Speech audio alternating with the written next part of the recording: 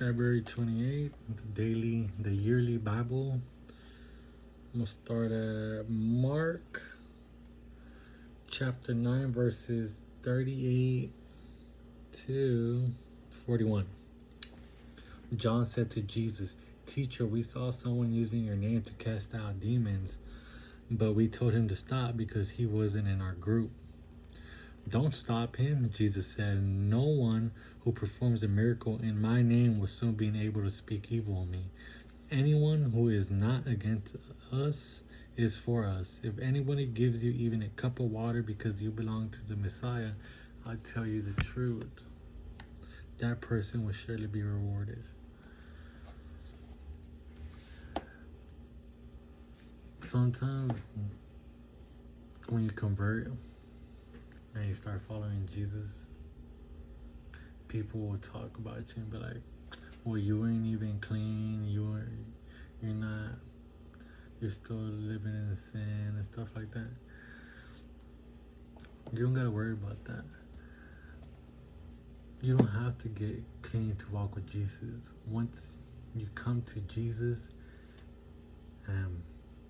you two sort out how to get clean, because he's gonna clean you by reading the Bible, by teaching you, by guiding you right.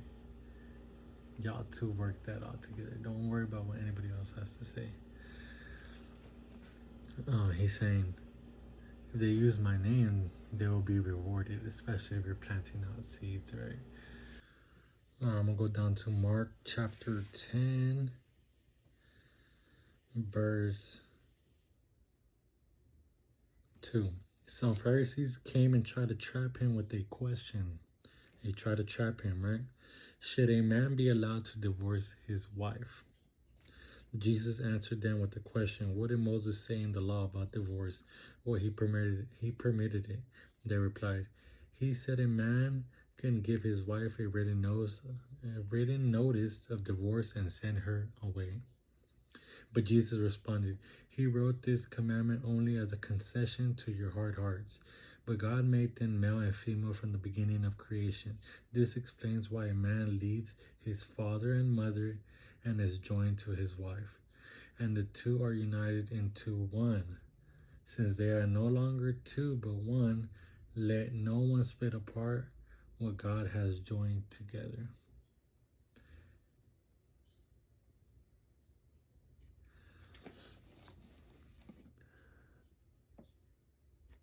When two become one, the enemy doesn't like that. Satan doesn't like that. Why? Because you got two forces, godly forces, into one. And when when more than one, so when two or more people join, and I'm talking like bigger, like in joining and believe in something, it creates a stronger force, and the enemy would try anything and everything to stop that. And there's gonna be, for everybody, will be tested with fire, right? So when you get married, make sure y'all agree what y'all want from the relationship. Make sure God is first, and don't let the enemy come in between y'all. Y'all need to work it out and have God and walk with God, because when you walk with, when two join and become one, it's a bigger force. All right, Psalm 44, verses 1 through 8. "O God, we have heard it with our own ears. Our ancestors have told us of all you did in their day. In days long ago, you drove out the pagan nations by your power and gave all the land to our ancestors. You crushed their enemies and set our ancestors free. They did not conquer the land with their swords. It was not their own strong arm that gave them victory. It was your right hand and strong arm and the blinding light from your face that helped them, for you loved them. You are my King and my God. You command victories for Israel. Only by your power can we push back our enemies. Only in your name can we trample our foes. I do not trust in my bow. I do not count on my sword to save me. You are the one who gives us victory over our enemies. You disgrace those who hate us. O God, we give glory to you all day long and constantly praise your name. This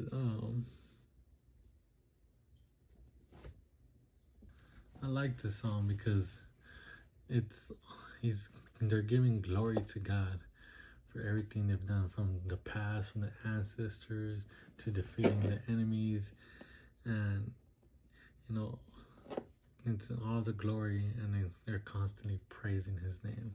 So I like it. And then it goes Proverbs 10:19. Too much talk leads to sin. Be sensible and keep your mouth shut.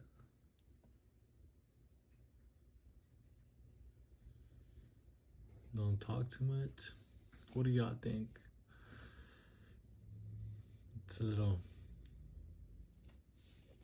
And then it ends. Have you truly left your mother? When it comes to marriage, Jesus confirmed the teaching from Genesis. To start the new relationship right, a man must sever former ties. Leaving our mothers and fathers means they no longer control us, either by what they say or through unresolved conflicts that we project onto our wives. This principle applies to more than just marriage. If we carry the wounds of old relationships into our new ones, our history will repeat themselves, and especially in our commitment to God, we must subvert all the commitments that might compete for our attention and devotion. If you go and check out my testimony, I'm glad I read this. If you go and check out my testimony, I projected everything that happened in the storm with me and my ex. I hadn't truly let go of any ties that I had with my mother, with anybody, and everybody I had arguments with. Like, I had to hold on to all these things, and I was projecting it on to my ex.